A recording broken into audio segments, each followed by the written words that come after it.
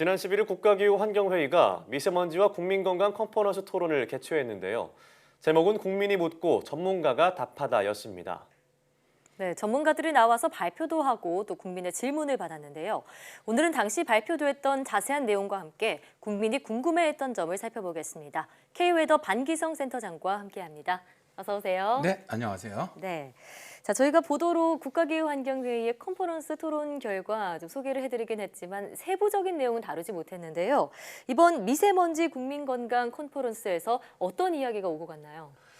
이날 행사에서 반기문 국가기후환경회의 위원장께서 앞으로 대기질이 개선되어 국민이 걱정 없이 편하게 숨을 쉴 수 있기 전까지 국민 건강을 지키기에 과학적이고 합리적인 대책이 제시된 컨퍼런스가 될 것이라고 말을 했는데요. 예. 지금까지는 이제 미세먼지 농도가 높아질 때 환경부에서는 저 국민 행동 요령을 따르도록 공고해 왔죠. 네. 뭐 예를 든다면 외출할 때는 무조건 보건용 마스크를 착용을 하거나, 예, 무조건이요. 네, 실내 공기 질 관리를 위해서 환기나 실내 물 청소 등 하기. 또 외출은 가급적 자제하고 활동량을 줄이도록 했었어요. 네. 그런데 이제 이번에 국가기후환경회의에서는 미세먼지 농도가 높다고 일률적으로 보건용 마스크를 쓰는 것이 아니라 미세먼지 농도 기준이라든가 개인별 연령, 건강 상태에 따라서 선택적으로 마스크를 착용하도록 권고를 했죠. 또한 실내 공기질 관리를 위한 환기 공기 청정기나 환기 시스템 사용의 올바른 정보도 제공을 했습니다. 또 미세먼지 농도 기준이나 개인별 연령 건강 상태에 따라서 외출이라든가 운동 등 신체 활동의 계속 여부를 결정하도록 했죠. 네, 이 개인적인 상황에 따라서 어떻게 미세먼지에 대응해야 되는지 또 자세하게 권고를 한 것 같은데요. 네. 또 이번 컨퍼런스에서는 그 미세먼지 위험성에 대한 인지를 주고자 했다 이런 얘기가 있는데 어떤 내용인가요? 지난 2017년이었죠. 상반기에 개최되었던 서울 지역 마라톤 대회가 31개였는데요. 네. 이 중에 10개 대회가 미세먼지 농도가 나쁨일 때 개최가 되었습니다. 네. 그런데 운동을 하면 더 많은 양의 미세먼지를 흡입하게 되지 않습니까? 그러니까 더 나빠지거든요. 이것은 불편함보다 미세먼지 위험 인지가 제대로 되지 않다 보니까 바로 그런 일이 벌어졌다고 보는데, 인지하지 못했기 때문이다. 네, 이에 이제 국가기후환경회의에서는 대기 오염에 단기간 노출될 때 발생하는 질병을 이번에 이제 발표를 했죠. 발제자로 나온 정혜관 성균관 의과대 사회의학교실 교수는 미세먼지로 인한 심내혈관과 호흡기 질환 발생과 사망 증가는 이미 알려져 있다라면서 최근에는 우울증이나 치매 등 다양한 질환의 발생과 악화를 초래하는 위험 요인으로 보고되고 있다라고 공개를 했죠. 사실 대다수의 그 미세먼지 같은 경우는 뭔가를 태워서 나오는 산화 손상 물질로 이루어진 어떻게 보면 전신 독성 물질입니다.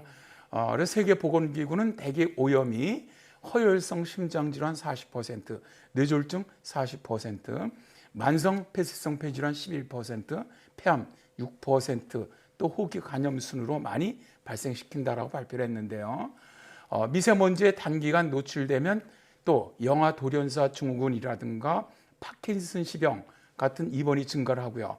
편두통이 악화된다거나 뇌전증, 발작 유발, 자살 시도 증가 등이 나타났고요.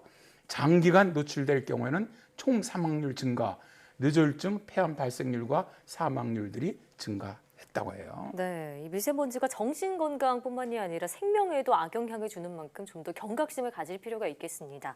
또 토론 결과를 보면요, 미세먼지 마스크를 무조건 착용하자는 게 아니라 개인별로 연령이나 또 건강 상태 등에 맞춰서 착용하자, 이게 핵심인 것 같거든요. 좀 더 구체적으로 설명해 주시죠. 그렇죠. 이제 노인이라든가 임산부, 기저질환자 이런 분들은 이제 우리가 이제 미세먼지 취약계층이라고 부르는데, 이런 분들과 일반인을 좀 구분을 해서 보건용 마스크를 착용을 권고하는 기준을 구분을 했죠. 적정한 보건용 마스크 사용 지침을 제시함으로써 건강을 위해 필요한 경우에 이때만 보건용 마스크를 착용하도록 한 겁니다. 네. 이렇게 되면 과도한 보건용 마스크 착용에 따른 어떻게 보면 경제적 부담, 또 국민에게 필요 이상의 불안감을 조성한 부분을 좀 줄일 수 있다는 것이죠. 네. 컨퍼런스에서는 국민이 가장 궁금해하는 질문에 답하는 형식으로 진행이 되었는데요. 먼저 이제 보건용 마스크와 일반 마스크의 차이점, 또 보건용 마스크를 써야 한다면 어떤 종류의 것을 써야 하느냐는 질문이 있었습니다. 여기서 이제 전문가들, 의학 전문가분들이죠. 이분들이 이제 대답한 걸 보면 첫째, 일반 마스크는 이제 미세먼지 차단율이 절반에 못 미친다. 예. 따라서 보건용 마스크를 착용하고 외출하는 것이 좋다는 것이고요. 네. 두 번째로 무조건 수치가 큰 마스크를 고집한다고 좋은 것은 아니다라는 거예요. 저 통상 우리가 많이 쓰는 게 KF94, 예. KF80 두 가지가 있는데 KF94는 이제 미세먼지 차단 성능이 뛰어나긴 해요. 그러나 호흡이 어려울 뿐만 아니라 마스크 착용으로 심리적 스트레스가 상승하거든요. 따라서 일상생활에서는 KF80 정도 그 이상의 보건용 마스크만 착용하더라도 미세먼지를 걸러주는 데는 충분하다. 이렇게 답변을 한 것이죠. 네, 그리고 또 많은 사람들이 궁금해했던 것이 앞서 뭐 개인 건강 상태에 따라서 마스크 착용법에 대해서 알려주셨지만 보건용 마스크를 미세먼지가 정확히 어떤 수치일 때 어느 농도일 때 착용해야 하는지 그 여부였거든요. 사실은 이제 이게 가장 많이 나온 질문이었고요. 예. 또 국가기후환경위에서도 가장 많이 고민하고 정리했던 부분입니다. 이제 미세먼지 이게 초미세먼지죠. 나쁨 기준이 지금 세제곱미터당 36 마이크로그램 이상일 때입니다. 예. 이때 노인이라든가 임산부라든가 기저질환자 등 그러니까 건강 취약계층은 보건용 마스크 착용을 권고를 합니다. 그러나 마스크 착용을 이분들도 호흡곤란이 온다거나 두통 등 불편감이 많이 있다면 마스크를 벗으시고 의사와 상담이 필요하다는 것이고요. 예.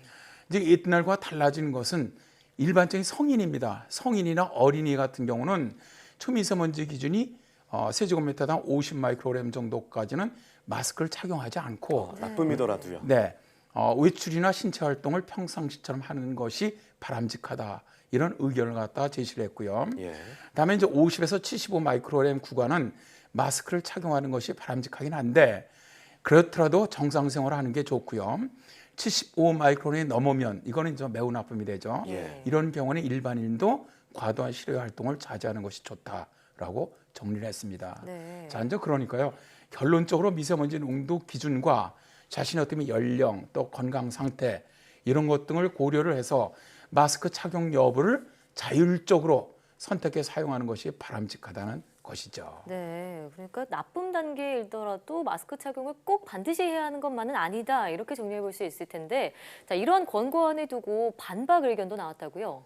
사실 성장하는 아이들 같은 경우는 성인보다 신체 기능이 완전히 발달하지 않았기 때문에 미세먼지 같은 유해 물질에 취약하다 뭐 이런 지적이 있었습니다. 어린이들 같은 예. 경우요. 네.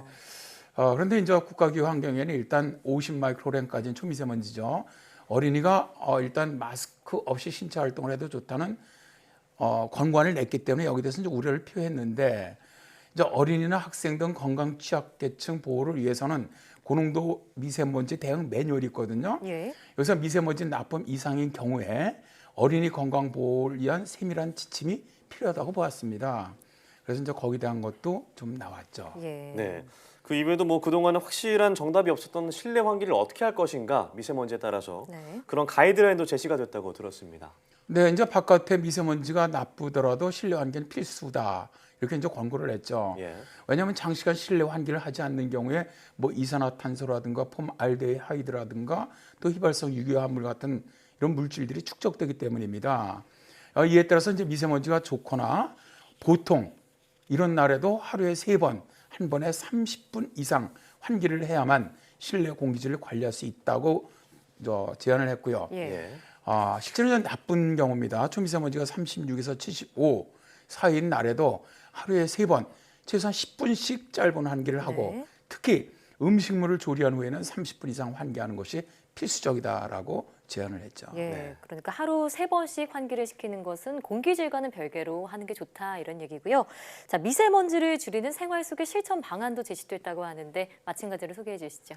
일단 차량은 좀 나쁜 날은 우리가 이부제를 하지 않습니까? 예. 이부제를 좀 꼭 지켜주시고 가까운 거리는 좀 걷고 먼 거리는 대중교통을 이용했으면 좋겠다. 다음에 공회전이나 과적은 하지 않는 어떻게 보면 이게 친환경 운전 습관인데 이런 걸 좀 네. 지켰으면 좋겠다. 그다음에 폐기물 배출량을 줄이고 소각량, 이제 불법 소각이 많거든요. 그런 것들을 좀 줄였으면 좋겠다. 그다음에 겨울철 적정 실내 온도를 한 20도 정도 유지하면서 낭비되는 전력을 줄였으면 좋겠다. 예. 좀 마지막으로 불법 소각이나 불법 배출을 본 경우에는 좀 바로바로 신고했으면 좋겠다 하는 네. 내용이 있었습니다. 네. 참 어느새 미세먼지가 우리 생활의 일부가 됐다는 현실이 좀 씁쓸하기도 하지만 이런 국민과 소통하는 컨퍼런스는 참 바람직하다라는 생각이 듭니다. 다음 컨퍼런스가 언제 열릴지 모르겠지만 그때는 우리 환경이 좀 나아지는 상황이었으면 좋겠다는 네. 생각이 드네요. 네, 오늘 말씀 고맙습니다. 네, 감사합니다.